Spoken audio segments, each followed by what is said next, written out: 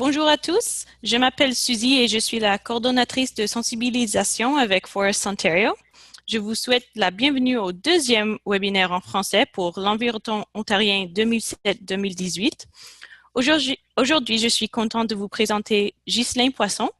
Ghislain est un agronome qui détient une maîtrise en sciences de l'environnement et plus de 20 années d'expertise dans l'implantation de pratiques environnementales en agriculture. Il est conférencier pour Réalité climatique Canada depuis 2008 et directeur régional de Montérégie avec l'Association des véhicules électriques du Québec depuis 2014. Ce webinaire a pour but de dresser un portrait de la science du climat en s'attardant sur les sources de gaz à effet de serre provenant du secteur de l'alimentation. Les impacts de ces émissions seront abordés afin de préparer le terrain pour une discussion axée sur les solutions. Donc, Ghislain, je vous laisse la parole. Oui, merci beaucoup, Suzy. Ça me fait plaisir d'être ici aujourd'hui pour vous parler d'agriculture et de changement climatique, de réduction de gaz à effet de serre et de pistes de solutions. Alors, ma présentation s'intitule « L'impact climatique de la production agricole et les pistes de solutions ».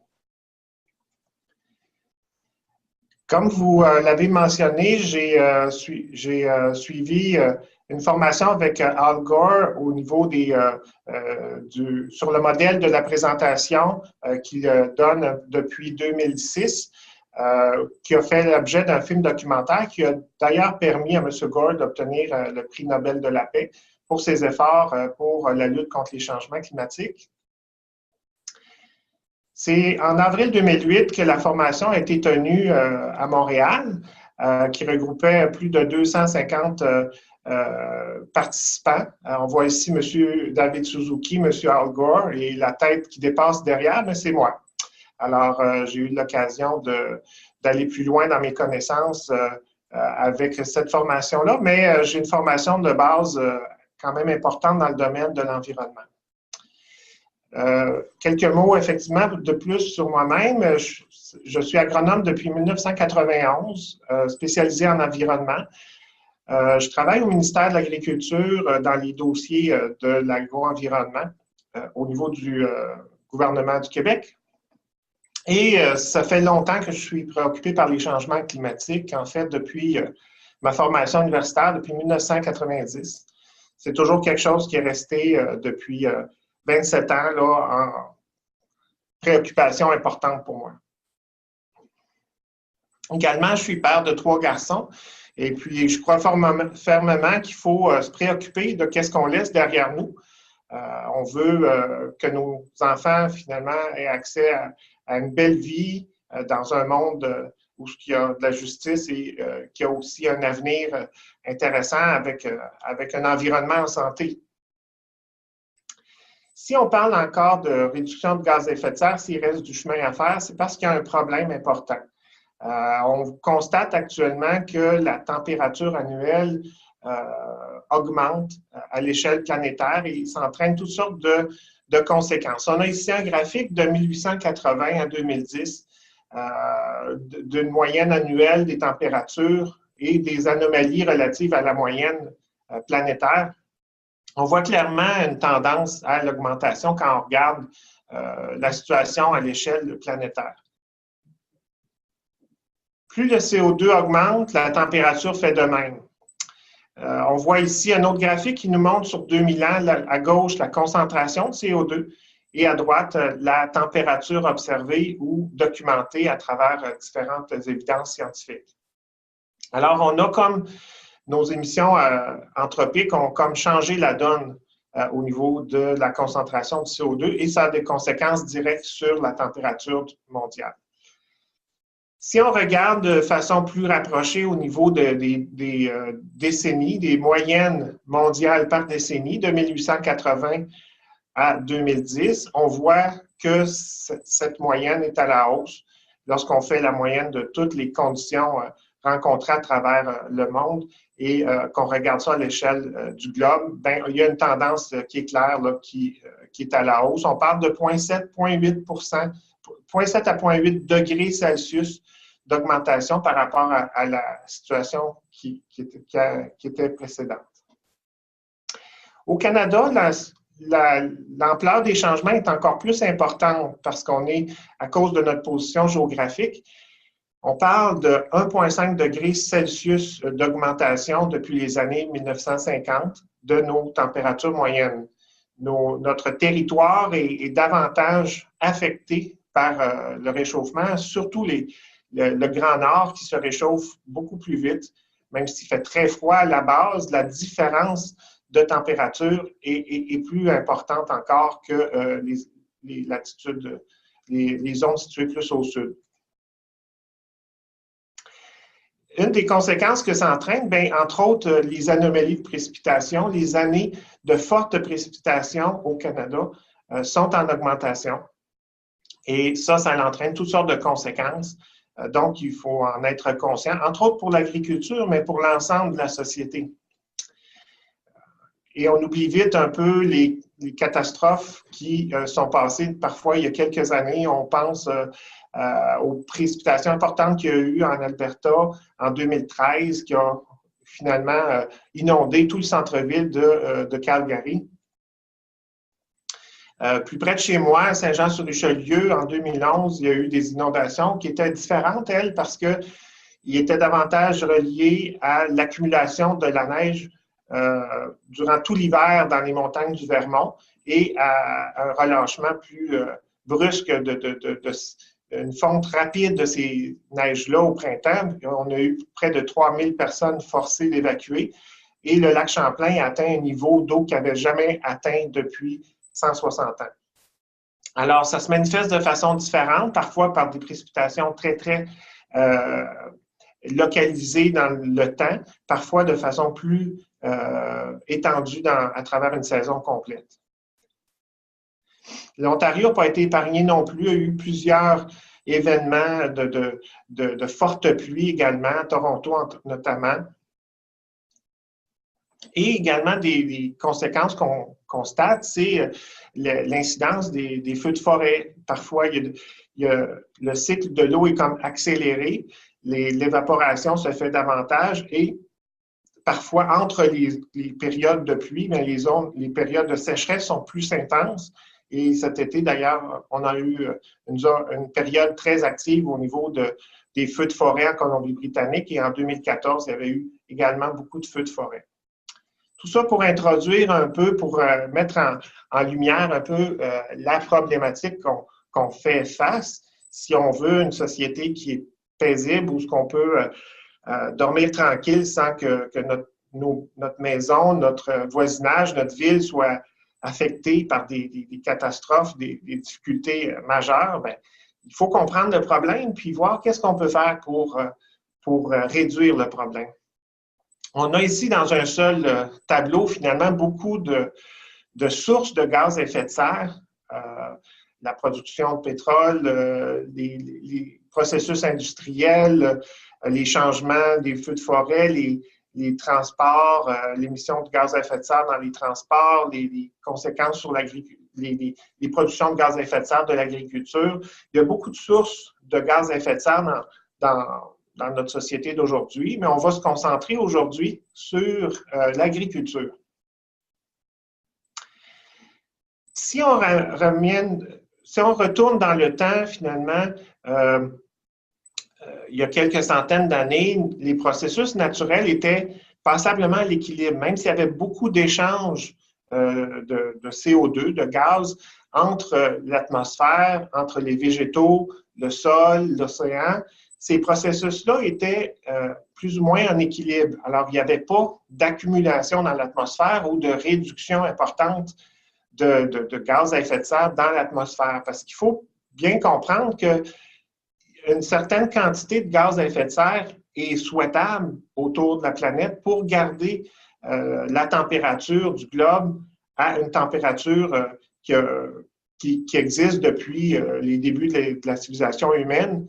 Sinon, on serait finalement là sur une planète qui serait trop froide pour être habitable et habitée. Mais depuis 100 ans, bien, on a intensifié, on a changé complètement les cycles. On ajoute année après année 3 milliards de tonnes de carbone par an dans l'atmosphère. un ajout net grâce aux modifications qui ont lieu dans la gestion du carbone. On pense beaucoup à l'émission de combustibles fossiles, entre autres, quand on conduit nos véhicules, on chauffe nos résidences avec des combustibles fossiles. Alors, le cycle est débalancé actuellement. Les océans ont accumulé une certaine quantité de ce carbone-là additionnel, mais ce n'est pas suffisant pour rétablir l'équilibre. Alors, si on regarde plus en détail les gaz à effet de serre provenant de l'agriculture pour le Canada, qu'est-ce que c'est? On parle qu'il s'agit de 10 de l'ensemble des gaz à effet de serre du Canada, mais à ça, il faut ajouter la consommation des combustibles fossiles à la ferme, l'essence pour les tracteurs, le chauffage du bâtiment, le transport des denrées aussi une fois qu'ils sont produites ou le transport des intrants pour les amener à la ferme. Tout ça, c'est comptabilisé de façon séparée quand on fait le bilan national. En plus, l'énergie utilisée pour produire des engrais chimiques est plus comptabilisée au niveau des industries. Alors, il faut voir que quand on fait le tour de tous les impacts, toutes les sources de gaz à effet de serre en amont puis en aval de la production agricole, on est plus près autour de 20 des gaz à effet de serre du Canada. Il y a 3 principaux gaz à effet de serre en agriculture qui sont importants de connaître parce que le CO2, qu'on appelle le dioxyde de carbone, c'est le gaz qui est le plus connu. Hein? On respire de l'oxygène et on expire du CO2. Et les voitures aussi émettent du CO2. Quand on brûle des combustibles fossiles, on émet du CO2. C'est le gaz le plus connu qui contribue le plus, présentement qu'on est en train de modifier le plus au niveau qui a le plus d'impact actuellement. Par contre, en agriculture, il y a 2 autres sources qui sont vraiment importantes, qui est important de connaître. Le N2O, qui est le protoxyde d'azote. Les quantités qui sont émises ne sont pas aussi importantes. Par contre, chaque molécule qui est émise de protoxyde d'azote est 310 fois plus dommageable pour réchauffer le climat qu'une molécule de CO2. Donc, ça vient qu'à faire une source de gaz à effet de serre assez importante. C'est la même chose un peu pour le méthane, qu'il y a beaucoup d'émissions de méthane qui vient du secteur agricole. On parle du CH4, le terme chimique. Et ce composé-là, ce gaz à effet de serre-là, est 21 fois plus puissant que le CO2. Mais par contre, les quantités émises ne sont pas aussi importantes. Alors, je vais vous expliquer un peu d'où vient chacune de ces sources-là, puis quelles sont quelques pistes d'action pour les réduire. Le méthane, il provient principalement de la décomposition de la matière organique en absence d'oxygène, entre autres au niveau de la fermentation des ruminants. Les vaches, notamment, une vache a 4 estomacs et a une grande force, c'est qu'il est capable, ce système digestif-là est capable de digérer des composantes que nous, on ne peut pas digérer. Par exemple, le foin qui contient de l'hémicellulose et de la cellulose qui va être digéré par ces processus-là. Par contre, il y a beaucoup de gaz qui est généré dans ce processus-là anaérobique dans l'estomac des vaches qui est ensuite expulsé sous forme de gaz par la vache, par la respiration de la vache. Et ça, c'est 55% du méthane émis par l'agriculture. L'autre source, c'est la décomposition, c'est l'entreposage de lisier. À ce moment-là, il y a une fermentation qui se produit dans l'entreposage des fumiers liquides. Les bactéries se mettent à décomposer cette matière organique-là et vu qu'il n'y a pas d'air dans ce liquide-là, c'est le gaz méthane qui est émis. Ça aussi, c'est une source importante de gaz à effet de serre. L'agriculture produit 25% du méthane de source anthropique au Canada, alors c'est quand même important. Et pour donner une comparaison, une vache va produire autant de gaz à effet de serre par le méthane qu'un automobile qui parcourt 40 km par jour. Alors, ce n'est pas négligeable. L'évolution du cheptel au Canada de 1981 à 2011 montre au fond qu'au niveau des bovins laitiers, il y a eu une diminution lente mais graduelle du nombre de têtes de bovins laitiers qui servent finalement, qui produisent du lait, les produits laitiers. Au niveau des porcs et des bovins de boucherie, il y a eu une augmentation jusqu'en 2006 et puis à partir de 2006, il y a une diminution du cheptel. Alors, au niveau du cheptel lui-même, il y a ces variations-là qui ont eu lieu depuis 1981. Quelles sont les pistes de solutions qui peuvent être envisagées par les chercheurs, par les gens qui conçoivent les politiques? Bien, il est possible d'améliorer la productivité des vaches laitières si, par exemple, on peut produire la même quantité de lait ou de viande avec moins de vaches, bien, à ce moment-là, le problème est réduit. Parce qu'on a besoin d'un cheptel moins important pour la même quantité d'aliments. Il y a aussi des recherches qui se sont faites beaucoup par Agriculture Canada pour modifier l'alimentation, pour réduire la fermentation, pour que la vache produise moins de ces gaz-là nocifs.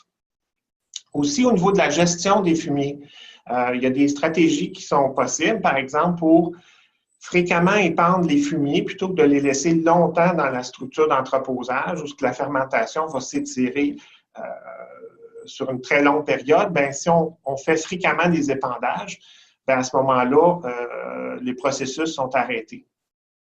Il y a aussi une façon de capter du méthane dans les fosses, soit pour brûler ce méthane-là pour qu'il soit plutôt émis en CO2, qui est beaucoup moins nocif, ou pour même faire de l'énergie. Il y a des entreprises agricoles qui peuvent réutiliser ce biogaz-là et faire de l'énergie qui ensuite réduit les combustibles fossiles. L'autre source de gaz à effet de serre, les protoxydes d'azote, c'est différents processus, encore une fois, qui vont générer ce gaz-là. Ça va être surtout des réactions dans le sol, des transformations du type d'azote au sol qui vont générer, qui vont créer une variante de type d'azote qui est le protoxyde d'azote et qui va être reperdu dans l'atmosphère. C'est principalement des émissions indirectes. Il y a aussi dans l'entreposage des fumiers solides qui va avoir une certaine proportion de pertes. Il y a aussi au niveau de l'application des fertilisants, des engrais azotés, notamment en surface des sols, qui a une portion de ce gaz-là qui peut être émis. Il y a aussi les fumiers, l'épandage de fumier qui peut également générer ce type de gaz-là. L'agriculture produit 50 à 80 du protoxyde d'azote de source humaine au Canada. Alors, c'est vraiment important, mais c'est difficile à mesurer et à contrôler. C'est des processus chimiques et biologiques complexes dans le sol. Et ce n'est pas tout le temps facile, ça se produit à l'année longue, mais de façon variable selon les conditions météo, selon les types de sol. C'est très difficile à cerner et à mettre un couvercle sur ces émissions-là. Si on fait un lien, si on regarde la consommation d'engrais azotés, qui est une des sources à la base, finalement, de l'azote qui entraîne un peu les pertes de protoxyde d'azote, mais de 1981 à 2011, il y a eu, surtout dans l'Ouest canadien, une consommation d'engrais qui est plus importante d'engrais azotés. Alors, quand on regarde ce qui s'est passé à l'échelle du Canada, il y a quand même 2 fois plus d'engrais azotés qui s'utilisaient en 2011 par rapport à 1981. Alors, le défi est quand même important pour que cet azote-là soit utilisé le plus efficacement possible par les plantes et non pas modifié par les bactéries, les processus chimiques du sol et retourné dans l'atmosphère. quelles sont les pistes de solution pour que l'azote, finalement, soit le moins possible perdu dans le système? Il faut éviter d'appliquer des doses d'azote trop élevées.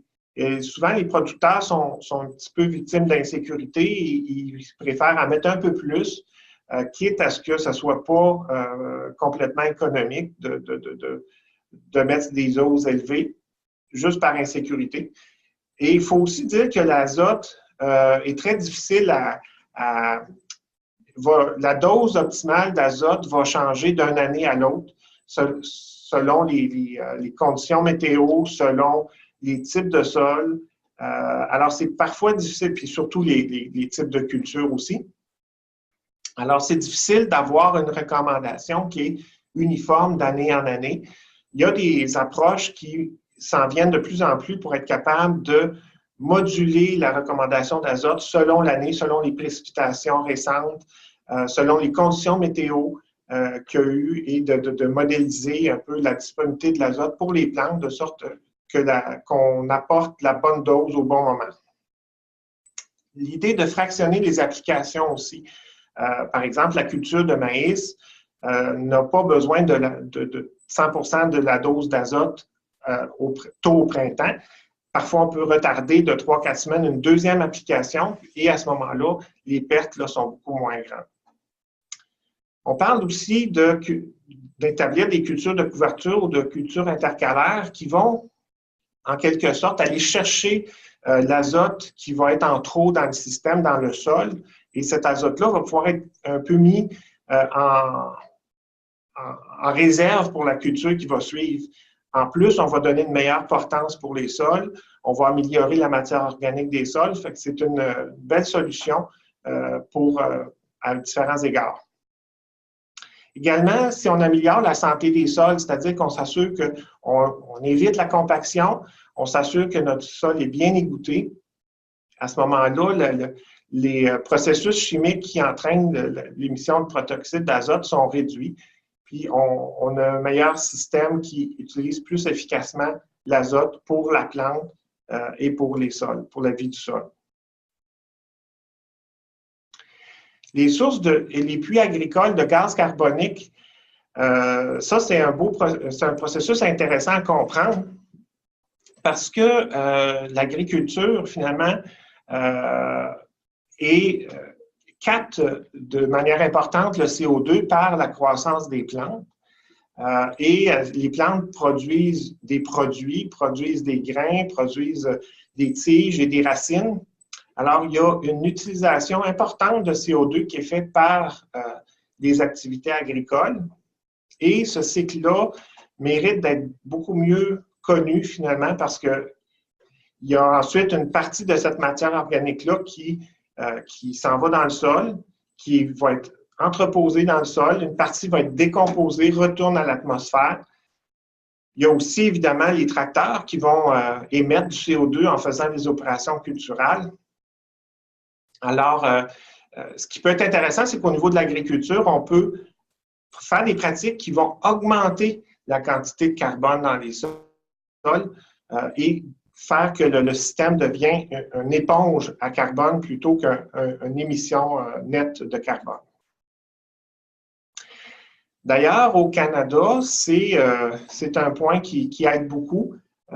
C'est que depuis les années 80, on estime qu'il y a eu davantage de captage de gaz à effet de serre, de carbone dans les sols qu'il y en a eu d'émis.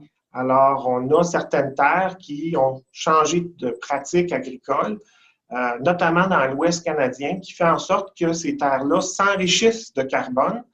Leur taux de matière organique augmente, le carbone dans les sols augmente et ça améliore le bilan de l'agriculture au complet. On voit que la courbe bleue ici qui combine toute la tendance, les tendances des 3 gaz à effet de serre, bien, il y a une amélioration de 1996 à 2011. Alors qu'on voit que si on regarde juste la courbe du protoxyde d'azote, bien, il y a une augmentation des pertes d'émissions de protoxyde d'azote Il y a une petite augmentation également au niveau du méthane, mais au niveau du carbone dans les sols, bien, il y a eu finalement beaucoup d'améliorations, d'évolutions positives qui réduit le bilan net de l'ensemble de l'agriculture. Si on regarde, au fond, la densité de production agricole au niveau du Canada, les émissions nettes de gaz à effet de serre sont beaucoup plus intenses par hectare cultivé dans l'Est canadien, notamment en Ontario et au Québec, ainsi que dans les maritimes, par rapport aux provinces de l'Ouest qui ont plutôt un type de production extensif, mais qui va avoir quand même des quantités d'émissions de gaz à effet de serre de 0 à 500 kg par hectare, qui vont être beaucoup moindres que dans l'Est canadien. Par contre, la productivité par hectare est moindre que dans l'Est canadien. Il y a eu aussi une évolution au niveau du bilan net, entre autres dans l'Ouest canadien. Comme je disais, à cause de changements de pratiques, la jachère n'est plus utilisée autant. Les pratiques de semi-direct sont devenues très populaires qui améliorent le bilan. Et alors que dans l'Est, bien, il y a des évolutions mitigées un peu. Au Québec, on voit une augmentation des cultures annuelles. Et en Ontario, je pense qu'il y a eu quand même beaucoup de pratiques de conservation qui se sont implantées depuis les 20-30 dernières années. Une des solutions aussi, c'est de miser sur l'agriculture biologique. Ça peut être une partie de la solution, entre autres, pour différentes raisons. Alors, la production d'engrais azotés chimiques émet beaucoup de CO2. La production biologique évite ce type d'engrais. On utilise seulement des engrais organiques. Il n'y a pas de pesticides utilisés et la production de pesticides émet quand même des gaz à effet de serre de façon importante. Également, il y a moins de protoxyde d'azote émis en agriculture biologique parce qu'il n'y a pas d'engrais azotés chimiques d'utiliser. En production biologique, il y a de meilleures rotations de culture, plus de prairies, d'engrais verts et d'engrais organiques, ce qui améliore la matière organique dans le sol. Au fond, les producteurs biologiques, généralement, réussissent à stocker, à entreposer plus de carbone dans les sols. Ça fait un sol qui est plus fertile, aussi un sol qui est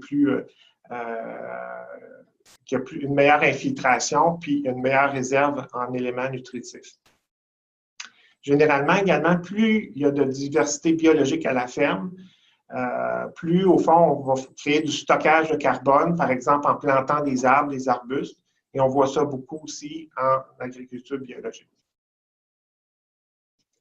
On a des exemples qu'on voit, c'est quand même des développements positifs qu'on voit, des petites fermes intensives, biologiques, qui ont beaucoup de diversité de cultures, vont réussir à produire de façon intensive, vont vendre leurs produits à une clientèle locale. Alors, ça aussi, on évite de transporter ces produits-là sur de grandes distances.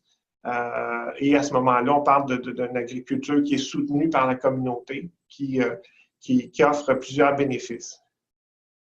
Il y a aussi cet exemple-ci, la ferme des 4 temps à Hemingford. Il vise également à former ou à propager des techniques pour que d'autres fermes trouvent les bonnes recettes pour faire un peu une production efficace, mais biologique tout le temps. C'est toujours un défi qui est plus grand de réduire, de combattre l'utilisation, combattre les insectes, les mauvaises herbes sans utiliser de produits chimiques. Il y a des façons de s'y prendre qui sont plus qui finissent par faire leurs preuves, mais qui sont plus compliquées que de simplement épandre un pesticide. Alors, on voit ici des photos, des extraits de photos de cette ferme-là qui, généralement, offre une belle diversité de produits, puis offre également une production très intensive là, sur le terrain. Et ça se développe, il y a du soutien qui se met en place pour ces types de fermes-là. Et généralement, l'agriculture biologique est basée sur une meilleure connaissance des sols, des plantes, des ennemis de culture et de l'écosystème. Alors, généralement, il y a un meilleur respect des processus naturels. Entre autres, on voit ici un exemple d'une ferme biologique qui se sont munis de tracteurs et de camions électriques. Là aussi, ça diminue évidemment les émissions de gaz à effet de serre, vu que l'électricité est produite à partir de sources renouvelables au Québec. Alors, souvent, ces entreprises-là ont beaucoup intégré le respect de l'environnement. Ça fait partie beaucoup des valeurs de la production biologique. Si on regarde sur le carbone dans les sols, ce qu'il faut comprendre, c'est qu'il y a beaucoup déjà de carbone dans les sols en culture, dans les sols cultivés. Le premier mètre de sol contient 3 fois plus de carbone que toute l'atmosphère ou que l'ensemble des végétaux du carbone qui est mobilisé dans les tiges, dans les branches d'arbres. Il y en a 3 fois plus qui est dans les sols, dans le premier mètre de sol quand on prend l'ensemble de la planète. Alors, c'est énormément de carbone et si on fait juste changer le ratio un peu pour qu'il en stocke davantage, ben, ça peut régler une bonne partie du problème de gaz à effet de serre qu'on a présentement. Le carbone est présent dans le sol sous forme organique principalement et inorganique. Ça, c'est des molécules chimiques plus simples. Historiquement, le déboisement, quand on met en culture un boisé, ben, au début, et qu'on met ça en culture annuelle, en blé, en maïs, en soya, on provoque des pertes de CO2 vers l'atmosphère. Mais par la suite, il y a comme un rééquilibrage qui se fait, mais c'est certain que si autour du monde, il y a beaucoup de déboisement fait pour mettre en culture, pour augmenter les superficies en culture, ça va augmenter le problème de gaz à effet de serre dans l'atmosphère. Un meilleur stockage du carbone dans les sols, ça peut contribuer à réduire la concentration de CO2 dans l'atmosphère et de plus en plus les scientifiques qui comprennent cet enjeu-là et comment qu'on pourrait, qu'il va falloir d'ailleurs vraiment miser sur une meilleure dynamique, une meilleure compréhension du carbone dans les sols, puis un meilleur équilibrage des processus agro-environnementaux pour retourner le plus possible de CO2, de matière organique dans les sols. Mais pour ça, il faut avoir une bonne connaissance des processus qui ont cours dans nos sols, de la dynamique du carbone, puis aussi quelles pratiques peuvent augmenter ces concentrations-là dans les sols.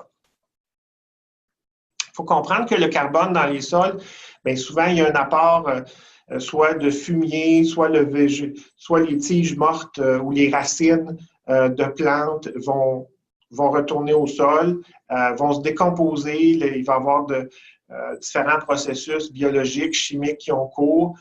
Il y a une proportion de cet carbone-là qui va finalement se décomposer rapidement en quelques années. Il y a une proportion qui va rester très longtemps dans le sol, qui peut durer 25 ans et qui va augmenter l'humus du sol. Et il y a une proportion qui peut être très stable, qui peut rester là même des milliers d'années. Alors, comment on peut optimiser ce processus-là pour garder du carbone très longtemps dans les sols? Ça peut être particulièrement intéressant à long terme. Il y a déjà une autre civilisation qui a réussi ces changements-là de façon importante et permanente, en fin de compte. C'est pas très connu, c'est pour ça que c'est intéressant d'en parler. Et on appelle ces sols-là terra preta. C'est des sols qui ont été en Amazonie, qui ont été modifiés par les populations de l'époque par l'ajout de biochars. Et encore aujourd'hui, ces sols-là sont énormément différents des sols non retouchés. Alors, c'est vraiment, au niveau de la productivité, au niveau de la fertilité, ces sols-là sont vraiment supérieurs. On les retrouve ici dans la zone désignée en vert pâle, à proximité de l'Amazonie. Et depuis 5 à 10 ans, il y a beaucoup de recherches qui s'intéressent à ce type de modification-là des sols. On parle d'un processus. Le biochar, c'est un produit qui est un charbon d'origine végétale qui est obtenu par pyrolyse de biomasse, qui peut être d'origine diverse. Ça peut être du bois, ça peut être des pailles, différentes cultures, là, par exemple du panique érigé, des résidus de canne à sucre. Il faut que le matériel soit exposé à des températures très élevées, mais en absence d'air. À ce moment-là, sa structure chimique va être modifiée de façon permanente, qui va être très, très difficile à décomposer si le produit est moulu et retourné au sol. On a ici un exemple de four là, qui a transformé du bois en biochar, puis on a ici des exemples de mélanges qui ont été faits, d'applications au sol, puis de mélanges dans des terreaux d'empotage, parce que ce produit-là a aussi des avantages agronomiques. Ce type de carbone-là est très, très persistant lorsqu'on est incorporé au sol. En plus, ça permet d'augmenter le pH du sol. Le sol devient une meilleure éponge pour les éléments nutritifs. Le sol, ça améliore aussi les propriétés physiques du sol et l'activité biologique des sols, une meilleure activité qui permet d'être plus efficace pour la culture des plantes. Les sols légers, les sols sableux sont particulièrement améliorés par ce type de produit-là, contrairement au sol argileux qui en bénéficie moins. En plus, ça diminue les pertes de protoxyde d'azote qu'on voyait tantôt, qui est un puissant gaz à effet de serre. Le protoxyde d'azote qui peut se trouver dans ces sols-là va être souvent capté ou épongé par les particules de biochar. Et ce qui est intéressant, c'est que la dégradation est très lente dans le sol. On parle d'une demi-vie de plus de 1000 ans, c'est-à-dire que ça va prendre plus de 1000 ans pour que la moitié du carbone ajouté se retourne dans l'atmosphère. Alors, c'est vraiment intéressant pour ça. Par contre, il y a des défis. On parle de coûts de production élevés. L'application du produit non mélangé peut réduire la disponibilité des éléments nutritifs du sol pour les cultures. Alors, il faut faire attention. C'est peut-être préférable de mélanger ça à un compost lors de l'application. Il y a une faible rentabilité à court terme aussi. Alors, c'est tous des défis à regarder. Alors, il y aura des essais qui seront requis pour développer la production, l'utilisation de biochar. Puis, entre autres, la production maraîchère biologique pourrait bien se prêter à l'utilisation de ce produit, vu qu'il s'agit d'une utilisation sur petite superficie de façon plus intensive. Il y a des choses intéressantes qui peuvent s'en venir. Il y a de la recherche qui se fait et il y a aussi des usines qui vont offrir de ce produit-là. Je sais qu'il y a 2 projets au Québec qui vont produire en quantité quand même importante ce type de produit-là. Il y a d'autres choses aussi, il y a d'autres approches qu'il faudrait peut-être regarder ce que la nature fait dans le cycle du carbone, puis voir si on ne peut pas améliorer, en tout cas recopier certaines de ces processus-là que la nature fait déjà. Dans une cadre d'un projet, on a trouvé un tronc d'arbre qui était à une profondeur de 1,3 mètre dans le sol et on ne pouvait pas comprendre qu'il n'y avait pas de logique qu'un producteur l'ait enfoui à cet endroit-là. On était assez convaincus que c'était un processus naturel qui avait réenseveli le tronc d'arbre en question. Alors, on a fait une datation au carbone 14 pour savoir quel âge avait ce tronc d'arbre-là. Et le résultat était de 3775 ans. Alors, ce tronc d'arbre-là, il a été cassé par une pelle hydraulique, mais il était vraiment très, très intact. Le bois est encore en bon état. Et le carbone qui compose ce tronc d'arbre-là, ça fait plus de 3000 ans qu'il est à 4, 5, 6 pieds dans le sol, à simplement être stocké là. Peut-être qu'il y a moyen de copier ce genre de processus-là, dans certains cas, avec du bois qui n'a pas de valeur au niveau de l'exploitation ou autre. Plutôt que parfois, les producteurs qui ont des arbres ou du bois excessif, ils vont simplement mettre ça en tas et faire un feu. Il y a peut-être d'autres options plus intéressantes. Également, en agriculture, on parle de plantation d'arbres et d'arbustes et c'est des choses qui vont bien ensemble, qui qui peuvent bien aller ensemble et contribuer à réduire les gaz à effet de serre par le captage, un meilleur captage de carbone dans l'air. Il y a aussi les pratiques de conservation qui vont protéger le sol, augmenter la matière organique dans le sol, puis requérir moins de carburant pour travailler le sol, parce qu'il n'y aura pas de labour de fait à l'automne, ce qui prend énormément de combustible fossile. Il y a d'autres techniques qu'on voit également. En Montérégie, ici, il y a des gens qui ont travaillé sur une alternative au séchage conventionnel du maïs avec propane. Habituellement, il y a beaucoup de propane qui est utilisé pour baisser le taux de matière organique des grains, entre autres du maïs et du soya aussi, pour qu'ils soient optimales, qu'ils soient entreposés de façon optimale, sans pourrir, sans moisir. Et sinon, il va se gâter.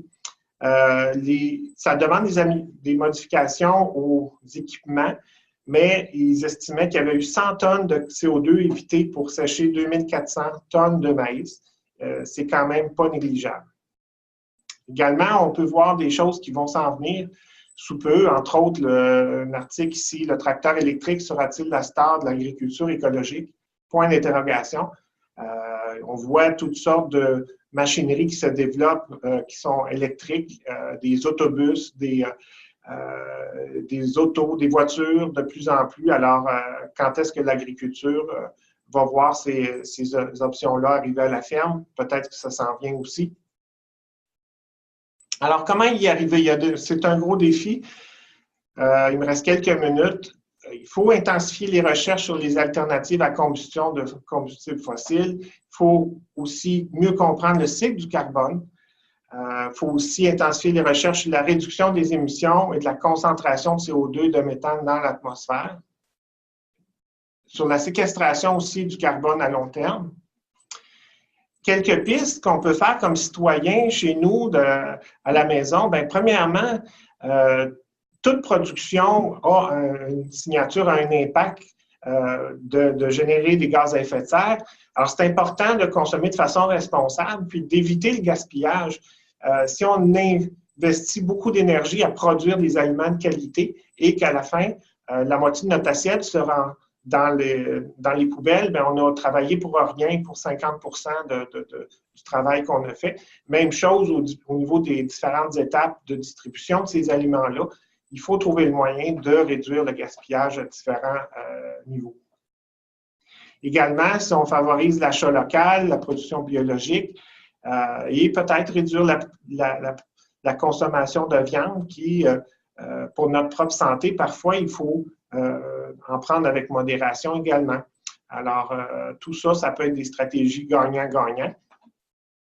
Au niveau aussi de nos habitudes, bien, le compostage, c'est une bonne habitude. De plus en plus, il y a des collectes sélectives qui permettent de retourner ces produits-là, de recycler ces produits-là plutôt que d'envoyer ça au dépotoir. C'est une bonne approche aussi. Évidemment, il faut s'informer pour poser les bons gestes. Il y a plein d'organismes qui qui informent, qui nous informent sur les bonnes approches à prendre. C'est pas pour la planète parce que la planète, elle va s'organiser elle-même, mais c'est pour notre avenir à tous qui avons besoin de vivre dans un environnement vivable qui permet à toutes les populations autour de la Terre finalement de subsister. On parle que présentement, il y a des pays qui risquent de disparaître à cause de la montée des eaux. On parle qu'on est en train aussi de modifier l'acidité des océans, puis que la productivité de nos océans va aller à la baisse. Alors, il faut vraiment prendre ça au sérieux, puis poser des gestes, un à la fois, pour améliorer la situation. Merci de votre attention et je vais prendre des questions si vous en avez. Donc, merci beaucoup, Ghislain. S'il y a des questions, écrivez-les dans la boîte de discussion. Donc, moi, je vais commencer. Donc, y a-t-il un marché en croissance pour le biogaz? Est-ce que vous pensez? Ben moi, je demeure dans une ville où il y a eu un beau projet avec la municipalité. Saint-Hyacinthe est quand même une ville de 25 000 habitants, je crois, 25 à 30 000 habitants. Et la station d'épuration des eaux usées réutilise toutes les eaux usées pour produire du biogaz.